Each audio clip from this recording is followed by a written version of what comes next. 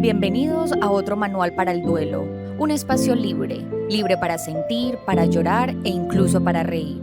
Un espacio en el que no nos da miedo sentirnos felices después de haber vivido el que alguien especial se haya ido. Yo soy Carolina y aquí contaremos historias de esas que a todos nos pasan, esas que no tienen reglas ni instrucciones, porque para los duelos no hay manual, sino muchas versiones, y aquí te comparto la mía. Yo no sé ustedes cuánto tiempo lleven en esta comunidad de otro manual para el duelo, pero les voy a explicar una cosa. Una de las razones que a mí me motivó a hacer esta página es precisamente crear una comunidad en la que la gente, en la que las personas que han vivido o están viviendo en este momento un duelo o están acompañando también a otra persona en esta situación puedan tener herramientas alternativas y sobre todo conozcan que son procesos que no tienen por qué ser solos, sino que tienen muchas herramientas a su alrededor y en sus manos para atravesar de manera más sencilla estos procesos. Y me gusta además, como les decía, darles las alternativas y también las visiones, porque es muy importante que en temas tan delicados como lo son la muerte, el duelo, el fallecimiento o el trascender de una persona y sobre todo cómo los vivimos, tengamos visiones y tengamos maneras de mirar precisamente estos temas que pueden ser tan densos pues para nosotros y para manejar para los seres humanos.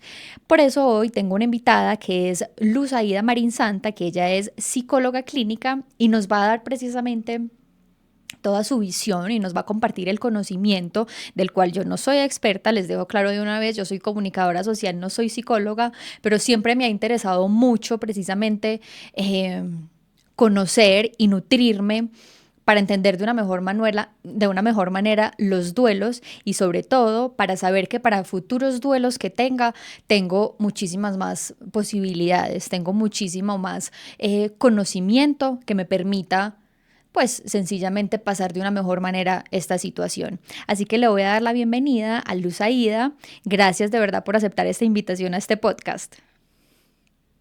Muchas gracias a ti por invitarme y bueno, es un escenario demasiado lindo y aprovechando pues como el auge de las redes sociales para que la gente conozca y reconozca qué se puede presentar en este proceso de duelo.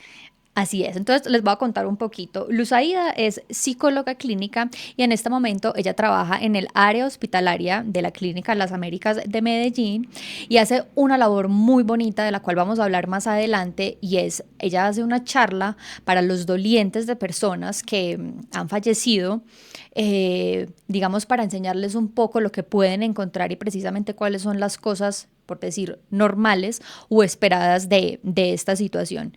Pero antes de hablar de esta labor, hay un término muy bonito que cuando hablaba con ella, cuando nos conocíamos, ella me explicaba y era el término de la psicoeducación y en este caso de la psicoeducación en el duelo. Quiero que nos cuentes un poquito, Luzaida, de qué es particularmente esta tarea.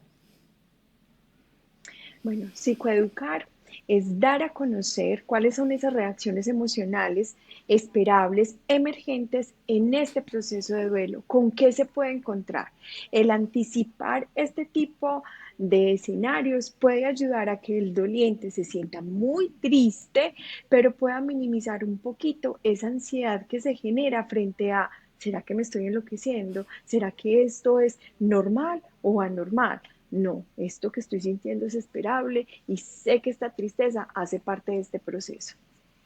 Hay una cosa muy importante en lo que tú dices y es, yo siempre he creído que sobre la muerte y sobre el duelo también en particular, pues que son obviamente temas tan ligados, no hemos tenido la suficiente información o no hemos tenido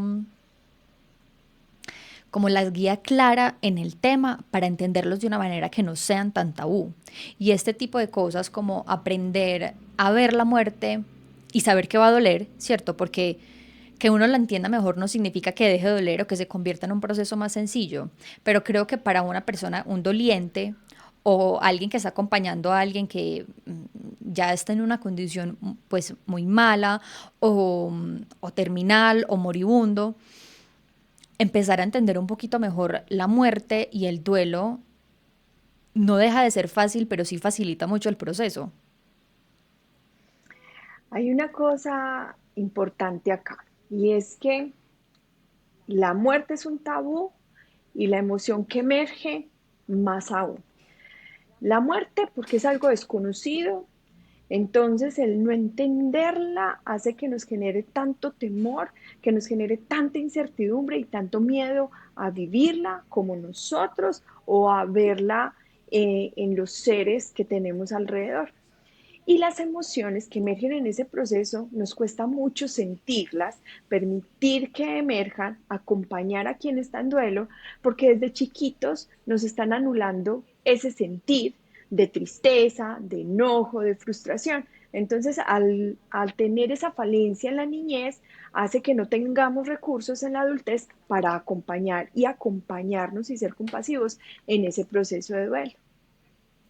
Ahí tocas algo fundamental y es, no sé si es un tema social, no sé si es de nuestra sociedad occidental o latinoamericana, y es desde pequeños, esta palabra, como lo hablábamos, se vuelve innombrable y sobre todo se vuelve un tema que no se puede tocar con los niños pequeños, que no se pueden tocar. Yo incluso que en ciertas familias también hasta que uno es como adolescente todavía sigue siendo ese tema de cómo lo manejo. Con los chiquitos, lo que pasa es que a los chiquitos los infantilizamos tanto que les quitamos la posibilidad de vivir y de sentir este proceso. Entonces, al velorio es, ¿será que lo llevamos o será que no? ¿O será que se va a traumatizar? Y no, antes el no incluirlos en este proceso sí que los traumatiza, porque los niños son supremamente intuitivos con la comunicación no verbal que los adultos exteriorizan. Ellos conocen el mundo a través de la forma como nosotros se la mostramos, qué cara tenemos. Entonces, obviamente hay una cara de tristeza alrededor y el niño se queda como aquí, ¿qué pasó? ¿Será que yo hice algo malo? Entonces, es incluirlo en este proceso, es anticiparlo. La abuelita dejó de respirar, ya su alma se fue y lo que quedó fue este cuerpo. Eso nos va a doler y eso nos pone demasiado tristes y esto es lo que vas a encontrar. Ser muy cuidadosos frente a ese lenguaje, porque los niños son literales. Entonces, la abuelita se quedó dormida y está en un ataúd y fuera de eso después la entregan en unas cenizas. Yo como me voy a dormir si de pronto Total, me convierten en eso. sí. O se fue para el cielo y O se fue entonces, volando abuelita, para el ¿dónde cielo. estás? Ujú. Exactamente. Entonces, ser muy cuidadosos con eso que nosotros le transmitimos al niño y a la niña. Los niños sienten absolutamente todos y verbalizarlo puede ayudar a ponerle nombre a eso que el niño siente o a eso que él piensa y no sabe poner en el lenguaje. Mira que hay algo también que a mí me pasó particularmente durante el proceso, pues como de duelo en las primeras etapas de la muerte de mi mamá, de mi papá, y es que mi mamá me regaló un libro y en ese libro hablaban de las etapas de la muerte. No, de las etapas de la muerte, no, de las etapas del duelo. Y yo en ese entonces, aunque siempre tuve muy buena relación con mi propio duelo y siempre sentí que era un Ujú. duelo muy sano, a mí me dio mucha rabia porque yo decía como etapas del duelo, o sea, ¿esto qué etapas va a tener? Si esto es un proceso, mejor dicho, me llené de razones y de motivo para negar que habían unas etapas. Y siempre creí que no habían etapas, ¿cierto? Porque yo decía, negación, o sea, ¿quién está negando que mi papá se murió? Ya tiempo después, ya la Carolina que ya puede ver ese proceso desde otros ojos, yo obviamente lo negué, pues que no fuera la negación directa es diferente, pero desde el principio yo me puse como la de, no, aquí no pasó nada, yo sigo estudiando, yo sigo haciendo mis cosas, ta, ta, ta. Y siento que alrededor de estas etapas o de esta teoría hay muchas personas que todavía piensan como esa Carolina de hace 13 años, pero siento que es más por la connotación que nosotros le hemos dado a esas etapas, como de creerlas que tienen un tiempo, o sea, de dimensionarlo en cuestión de tiempo.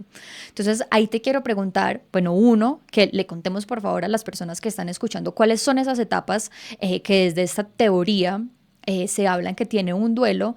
Y segundo, ¿por qué crees tú que hay tanto mito, por decirlo así, alrededor de ellas? Mira, Elizabeth Kubler-Ross fue una médica psiquiatra era suiza, pero todo su trabajo lo desarrolló en Estados Unidos. Ok. Entonces ella se mete mucho en los cuidados al final de la vida, en la muerte, en quien sufría un paro cardiorrespiratorio y lo reanimaban. En fin, estudió mucho alrededor de la muerte. Entonces, en honor a ese trabajo que ella hizo, ella propuso unas etapas de duelo, pero ella misma dice, no es que las personas vayan a pasar de manera gradual y lineal cada una de esas etapas, sino que se pueden presentar.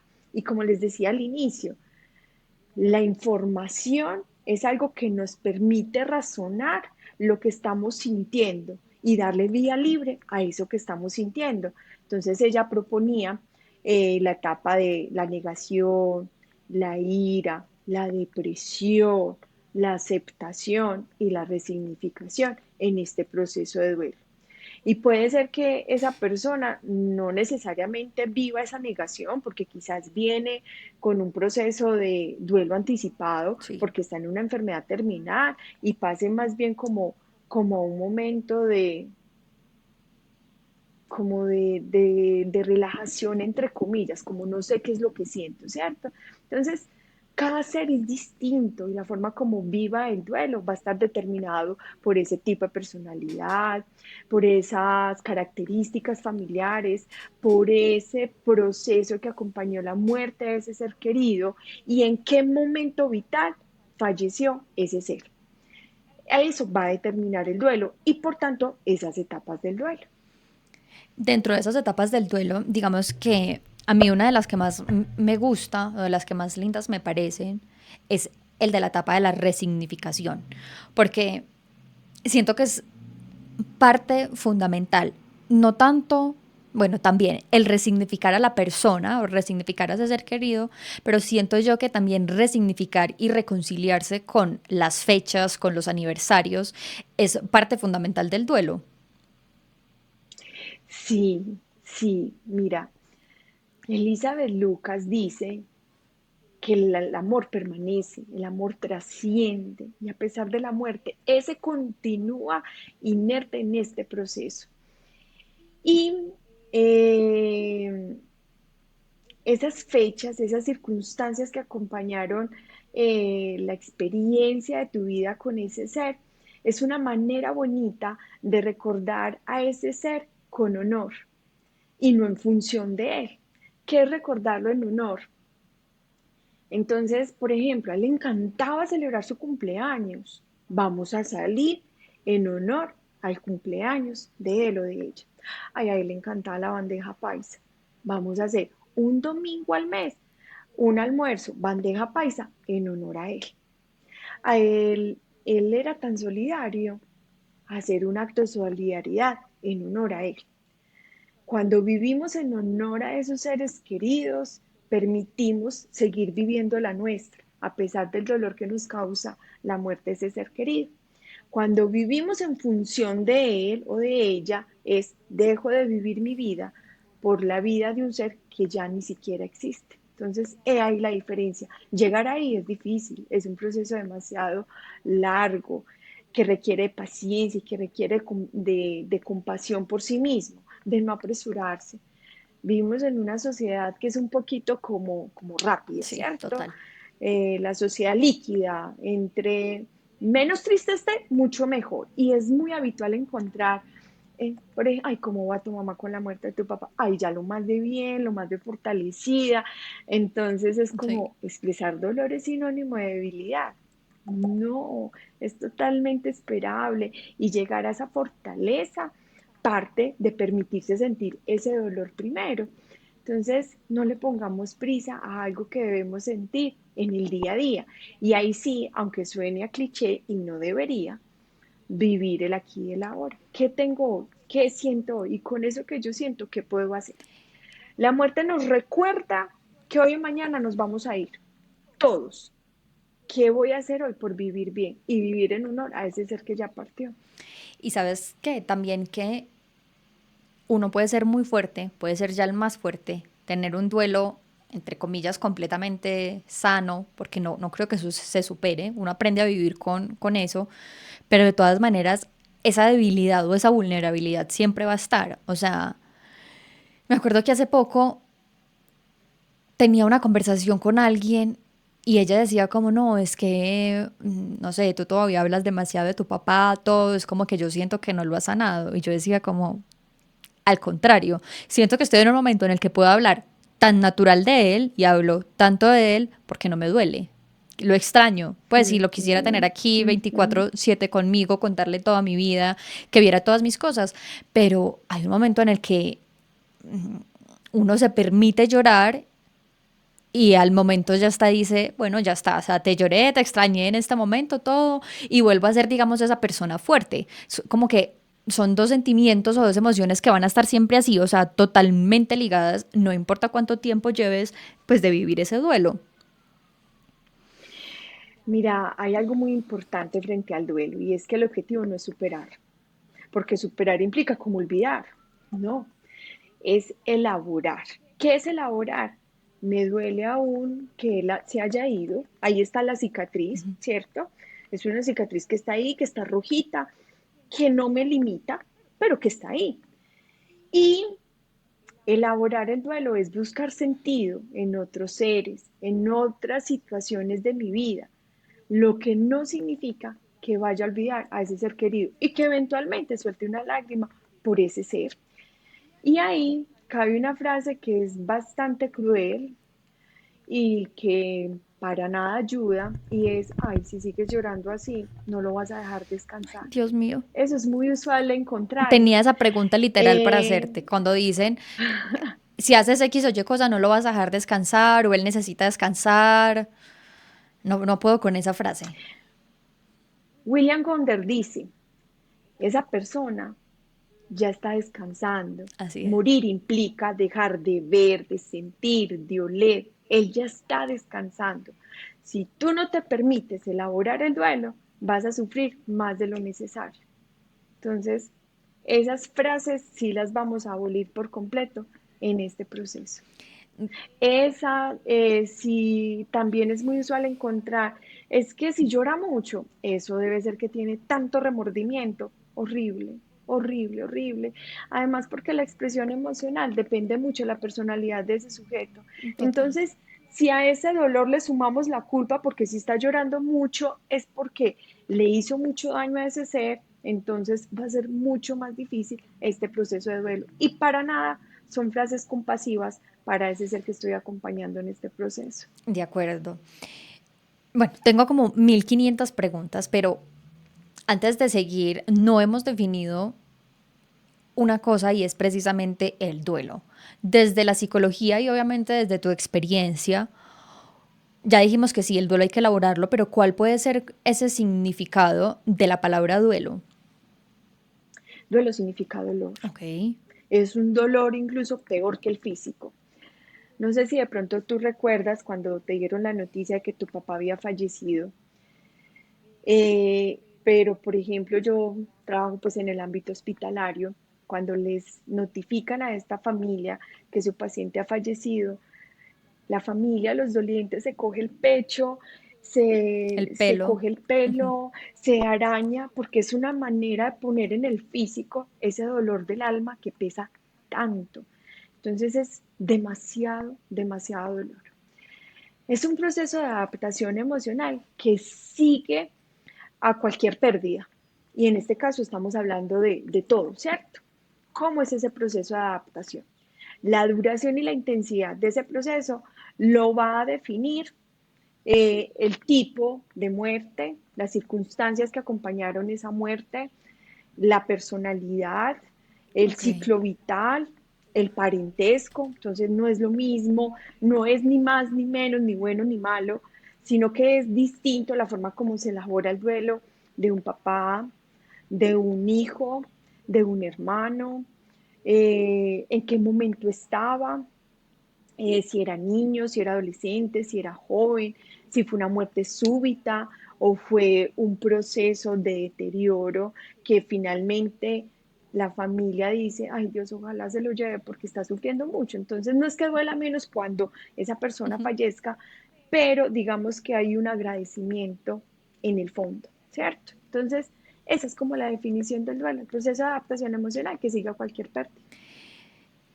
Mm, hay algo, digamos, en ese tema, y me hiciste recordar precisamente cuando a mí me contaron que mi papá había fallecido, y es cómo todos tenemos reacciones inesperadas y cómo igual todos tendemos a juzgar la reacción del otro, así ya sepamos que es inesperada. Entonces, en mi caso, yo me acuerdo que a mí me contaron, lo primero que hice fue preguntar que qué había pasado, si había sido un accidente, qué había sido, y me tiré contra la puerta de la nevera, ni una lágrima, no lloré, no me pasaba nada.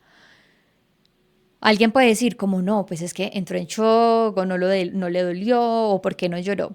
Y me ha pasado que inconscientemente también, cuando me ha tocado ver a personas cercanas que pierden a un ser querido, a un ser amado, me ha tocado también ser como que testigo dentro de mis propios ojos, como inconscientemente digo como está llorando de, pues como de horrible, ¿sabes? O sea, es un proceso del que yo me he ido haciendo consciente, pero es como, no sé si es un instinto como de defensión o qué, pero como de siempre juzgar lo que el otro está haciendo o cómo ha reaccionado, que siento que ahí obviamente tenemos muchísimo que aprender. Lo primero es que no hay universalidades en Total. la forma como cada uno elaboramos el duelo. Y los seres humanos somos mucho de decir tolerancia, tolerancia, tolerancia, y pocas veces nos vamos a esa definición, y es aceptar que todos somos diferentes. Y en función de esa diferencia, todos lo vivimos de manera distinta. Entonces, por ejemplo, dentro de la misma familia está el que se aísla, está el que busca a sus amigos, está el que es un mutismo absoluto, está el que quiere hablar todo el día, está el que quiere hacer altar, está el que quiere desaparecer todo lo que esté relacionado a ese ser. Esas son sus formas, Tal ¿cierto? cual. Y lo importante acá, y más que todo a nivel familiar, es esa unión familiar en ese proceso, conciliar esas formas para que sea más llevadero este proceso. La familia, como en cualquier circunstancia de la vida y aún más en duelo, se necesitan los unos a los otros, porque es como el bastón del fracturado. No alivia la fractura el bastón, pero ayuda a caminar y eso es la familia.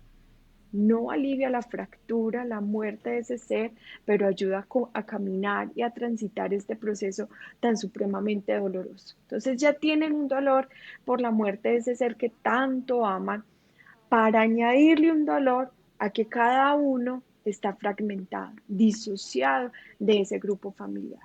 La idea es tolerarse los unos a los otros en este proceso y acompañarse. Y que en ese acompañamiento cada uno reacciona de una manera diferente. Luz, hay algo que, digamos, desde que yo creé la cuenta, este proyecto de otro manual para el duelo, muchas personas me han escrito y me han dicho como que no saben manejar la ansiedad o que sienten que tienen días como depresivos o que un día amanecen deprimidas o que tienen muchos pensamientos ansiosos. Y creo que, como lo decías al inicio, hay unas reacciones esperadas dentro del duelo y me gustaría que precisamente nos hablaras de estas reacciones esperadas porque pues considero que esta sensación de ansiedad que a todos en algún momento nos da y que todos manejamos de maneras muy diferentes y tenemos señales demasiado diferentes de esa ansiedad, pero también hace parte de esas reacciones esperadas del proceso. Bueno, lo primero es que el dolor es biológico, ¿cierto? Eh, es natural sentir dolor, lo normal sería no sentirlo. Sí. Incluso las mascotas lo sienten, sienten ansiedad por separación cuando el amo se va. Y hemos visto en las redes, en testimonios de cómo sus perritos todavía van al mismo lugar donde se acercaba ese amo y les da hasta, pues, en fin, hasta se muere. Entonces, todos debemos permitirnos sentir ese dolor.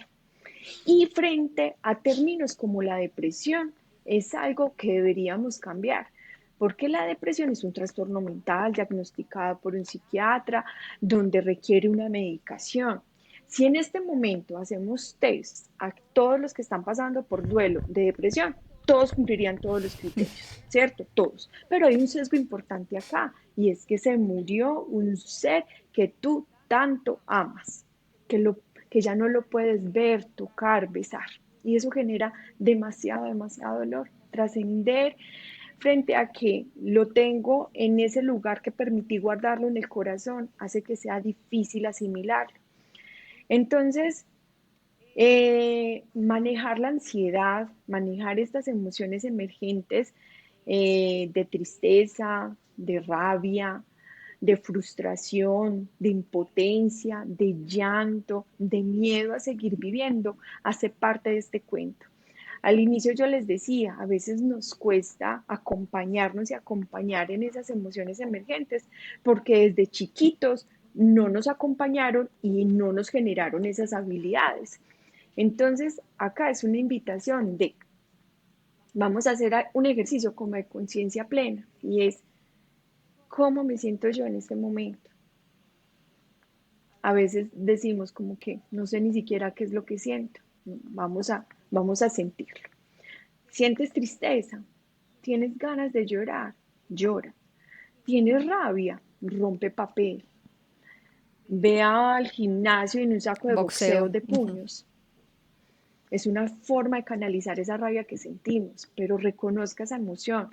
Póngale nombre a esa emoción, exprésala, escríbala, dibújela. Esa es la mejor forma de darle trámite a eso que sentimos, pero que desafortunadamente nos estorba porque implica sufrimiento. Ujú. Y no tenemos habilidades muchas veces para permitirnos sentir eso que nos incomoda. Eso te iba a decir porque implica sufrimiento e implica sentirlas. O sea, es decir, como tengo que encontrar la raíz de esto y fuera de eso tengo que transitarlo. O sea, para poder que entre comillas se acabe o que pase, tengo que transitarlo y eso a uno le cuesta demasiado. Por más de que uno le identifique, llegar hasta allá, o digamos que tú dices, sí, ir al saco de box, maravilloso. Pero ya cuando estás ahí en el saco en medio de esa adrenalina y todo eso, que estás transitando la emoción, después es como volver a ese, como a ese vacío de todo lo que estoy sintiendo, que es demasiado teso. Sí, mucho. Entonces ahí empezamos estrategias de cuidarte. Entonces, hazte un masajito, escuche una música que te genere relajación, respira profundo, pon un infusor y pon un olor que a ti te guste, que te genera calma. Entonces, toca utilizar estrategias materiales para ayudar a minimizar el peso tan grande que se siente frente al duelo por la muerte de un ser querido. Es una sensación que no se va a acabar de la noche a la mañana, no es una sensación que se acaba con un medicamento en este momento, es una sensación que esté ahí y vuelvo a lo mismo, sea compasivo consigo mismo, vívalo. Es un proceso que requiere de tiempo, que requiere de mucha paciencia, incluso de voluntad de vivir, porque Total. yo también decido o no vivir este proceso de duelo. O darle ¿Cuál un nombre como es? a ese proceso. Ujú. Exacto, exactamente. Eso, ese es tu derecho. Ponle nombre a ese proceso. Escriba, por ejemplo, lo que siente en ese día y al final del día lo puedes quemar como un símbolo de cremación. Y es también como mantras. Todo va a estar bien. Porque por encima de todo hay esperanza. Por encima de todo. Eso lo dice Jorge Gómez Calle, que es un experto en duelo. Es de Medellín. Entonces, por encima de todo, hay esperanza y agradecer, agradecer por los aciertos, por los errores, por las verdades, por los momentos buenos y no tan buenos, Así es. agradecer por todo en ese momento que te genera un poquito de alivio. Obviamente, rodéate de personas vitaminas, Exacto. personas que, como dicen Marian Rojas, te aportan y que vayan a hacer la terapia, el oído, el abrazo y el hombro. Eso quiere decir personas que en lo posible omitan comentarios que no van a ayudar. y muchas veces ni siquiera hay que decir acompañar. De acuerdo, que eso es algo muy importante y es cuando uno no es el que está viviendo del duelo, sino que uno está acompañando a la otra persona. Siento que es una de las cosas más difíciles que hay en este mundo, o sea, es una de las tareas más difíciles que hay en este mundo porque uno nunca sabe qué hacer o nunca sabe qué decir. Yo creo que no importa qué tan experto seas en el tema, siempre va a llegar un momento en el que tú dices como, me quedo callado, es mejor no decir nada, que siento que es el consejo más importante. Si no tiene nada bueno para decir, simplemente no lo diga. Entonces, este proceso, y tú pues que estás, digamos, que acompañas a las familias dolientes, en las que no es solamente una persona a la que le está doliendo, sino que como lo decíamos también ahorita, son varias. ¿Cómo es desde la perspectiva de esta persona que le toca acompañar a alguien que está en ese dolor y cómo es el proceso para esa persona que no es, entre comillas, la dueña del dolor, pero sí le toca estar, acompañar o ser persona vitamina de una persona que está en duelo? Uno es acompañar desde la escucha, desde el abrazo, desde el hombro y de encargarse de la logística administrativa de la casa. Ok. Entonces, por ejemplo, cuando se está en duelo, toda la energía está volcada en vivirla. Entonces, que llegue una amiga y le diga, ven, yo te voy a cocinar. Ven, ya es fin de mes, hay que pagar los servicios. ¿Quieres que te acompañe? ¿Quieres que te ayude? Eh, Voy a ir a tu casa y voy a lavar ropa. Cosas administrativas donde el doliente por lo menos se quite el peso de esa rutina que implica en ese momento demasiado, demasiado peso y por tanto mucha fatiga. Entonces, esa es la persona vitamina que acompaña en este proceso de duelo, evitando comentarios, clichés que no sirven para nada. El tiempo lo cura todo, Está en un a él o a lugar ella no le mejor. gustaría que sufrieras, ay, sí, no lo pienses que es peor, te tienes que distraer. No, eso no, O no, Dios lo para necesitaba nada. más allá. Eso lo único que hace es como si a esa heridita le ponemos una gasa sin curación. La herida se va a infectar. Entonces hay que hacerle curación y la curación duele un poquito. Sí, total, como cuando uno le echan agua oxigenada en la herida, que uno siente ese ardor. Es algo similar, pero a gran escala. Luz, Algo así. hablábamos ahorita como de estas reacciones esperadas, desde las emociones, que es el llanto, que puede ser la ansiedad, pero el duelo también tiene una manifestación física, ¿cierto? Más allá como ese dolor que tú decías, como de uno querer arrancarse o arañarse y todo, pero tiene manifestaciones físicas en lo que puede ser eh, el apetito, problemas, no sé, digestivos, de respiración, del sistema nervioso. ¿Cuáles son como esas reacciones esperadas a nivel físico o fisiológico de una persona cuando está atravesando un duelo? Nosotros somos un sistema. Y en un sistema, cuando hay algo, un puntico que está afectado, muy probablemente se va a afectar varios punticos. Entonces, en el duelo, como hay tanto dolor emocional, es esperable que haya alteraciones comportamentales y alteraciones físicas. Entonces, hay pérdida del apetito, hay diarrea, se queda en la boca, debilidad muscular, dolor de cabeza, opresión en el pecho, sensación de que le falta aire. Entonces, ¿qué es importante acá? Uno, que si toma medicamentos por alguna razón, pues ser muy cuidadoso, poner alarma, en fin, o que haya alguien que se encargue de la logística de la casa frente a tener la precaución de administrar estos medicamentos. Y lo otro es como ciertas estrategias de autocuidado. Ok. Entonces, no hay mucho apetito, pero hay que comer. Entonces, por lo menos pequeñas porciones que no te impliquen tanto desgaste en pensar, ay, me tengo que comer todo eso.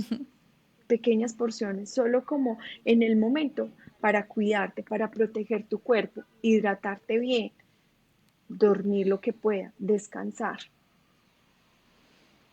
Mencionas ahí una palabra clave que a mí me encanta en este tema del duelo y es el autocuidado, porque siento que es lo primero que se pierde.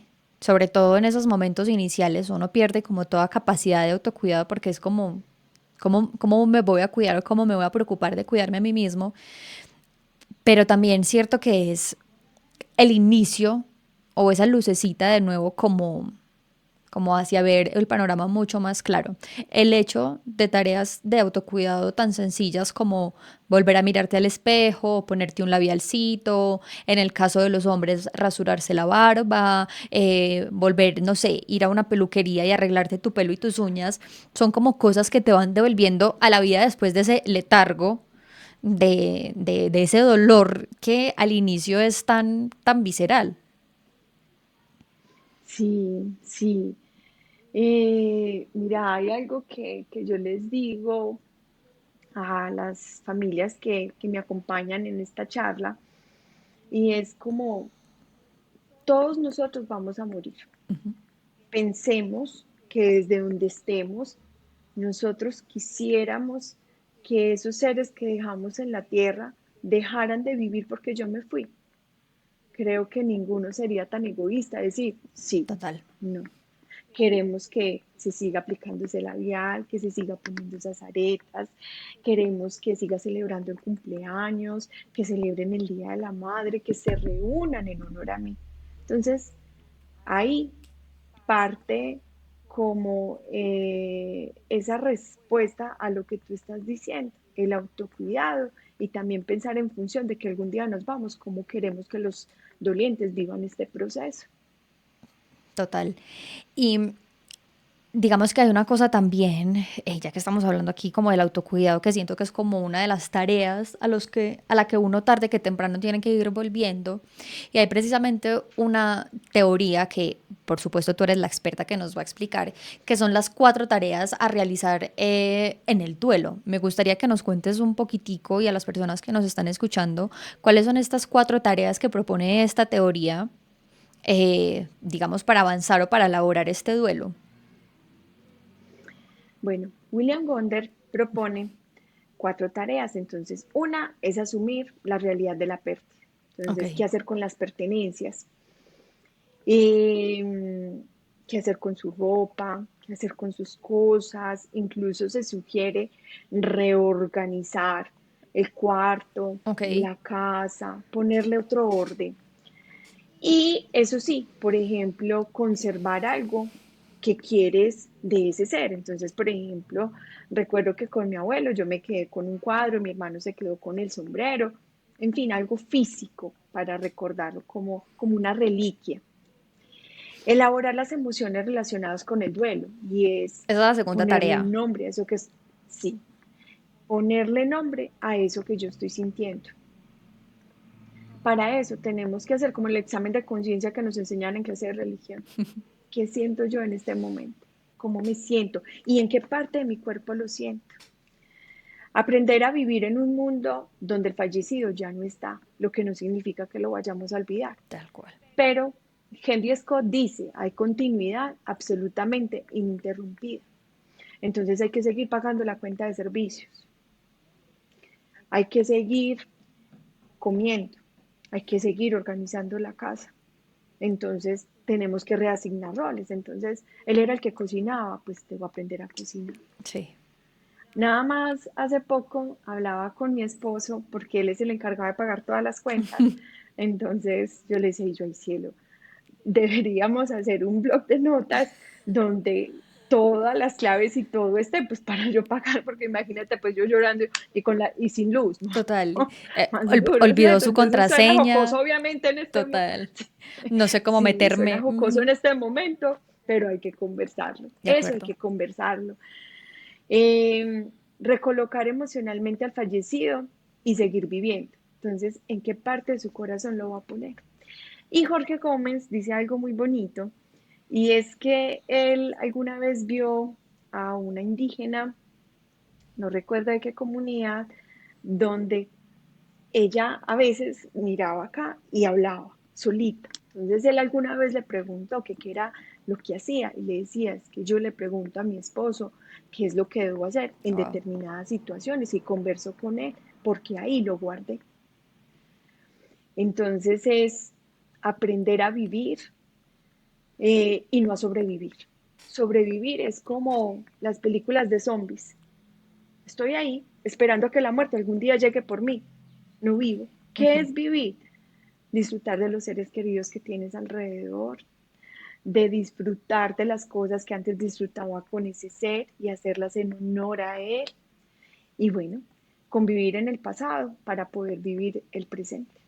Total, y todo desde el amor. O sea, son procesos que requieren muchísimo amor, tanto para tener esa capacidad de honrarlos, de seguir con nuestra vida y honrarlos, como también para tener amor de nosotros mismos y como lo mencionábamos también, esa compasión para saber que estamos sintiendo, que nos duele, pero podemos seguir adelante. Y de mirar también con amor nuestra vida después de ese suceso. Ujú. Exactamente, exactamente. Le podemos dar un significado bonito, hacerlo bonito. Mira, por ejemplo, en tu caso fue hacer esto. eh, Hay mamás que han fundado lugares para mamás que pierden a sus hijos, eh, quien escribe libros.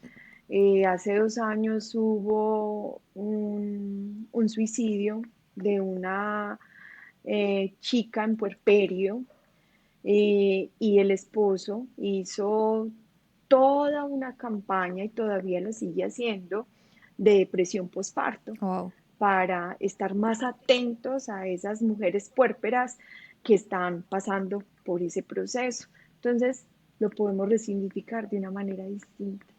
¿Qué duele? Sí, duele, pero ¿qué significado le vamos a dar a ese dolor?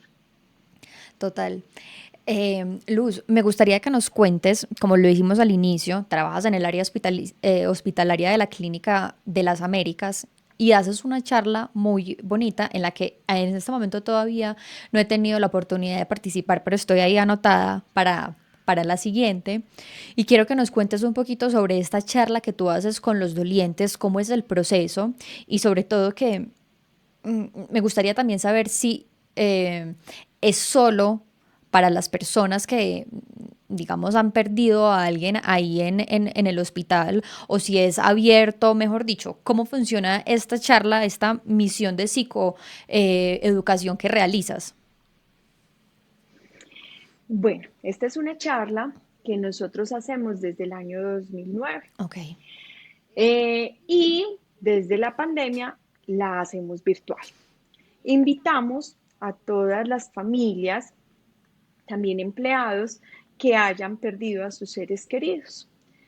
Y la invitación es los segundos viernes de cada mes. ok. Entonces es una charla en función de explicar qué es el duelo y qué reacciones emocionales se esperan en este proceso de duelo. También hay un espacio donde pueden participar, donde pueden contar su experiencia, y digamos que es como una mini terapia de apoyo, Ok. porque el poder encontrar personas en esa situación hace que se empatice más, que se sienta más de otra está viviendo lo mismo que yo, me siento acompañada, me siento identificada. Entonces, este es un espacio para ello. Y digamos, pues desde el 2009 ya van casi unos 14 años más o menos de dar esta charla. ¿Cuáles son las cosas en común que tú puedes identificar de estas personas que asisten o que escuchan la charla? ¿Cuáles son como sus miedos o sus principales preguntas al respecto? El principal miedo es a sentir y a llorar. Es una angustia porque esa sensación de vacío, de desesperación y desesperanza momentánea se prolonga en el tiempo. Entonces muchas veces uno encuentra, ay, no, es que mi hermana no para de llorar, yo ya no sé qué hacer, por ejemplo. Entonces eso es como lo más común. Bueno, también hay otra y es la culpa. En el duelo se presenta la culpa, bien sea porque yo me responsabilizo de lo que le pasó a ese ser o porque se la echamos a otros o a otro, ¿cierto? Entonces es muy normal escuchar como es que aquí en la clínica no le prestaron la atención que era, o es que, es que yo no acompañé a mi mamá cuando me dijo que tenía ese dolor. Entonces, esa culpa también marca mucho este proceso de duelo. Total.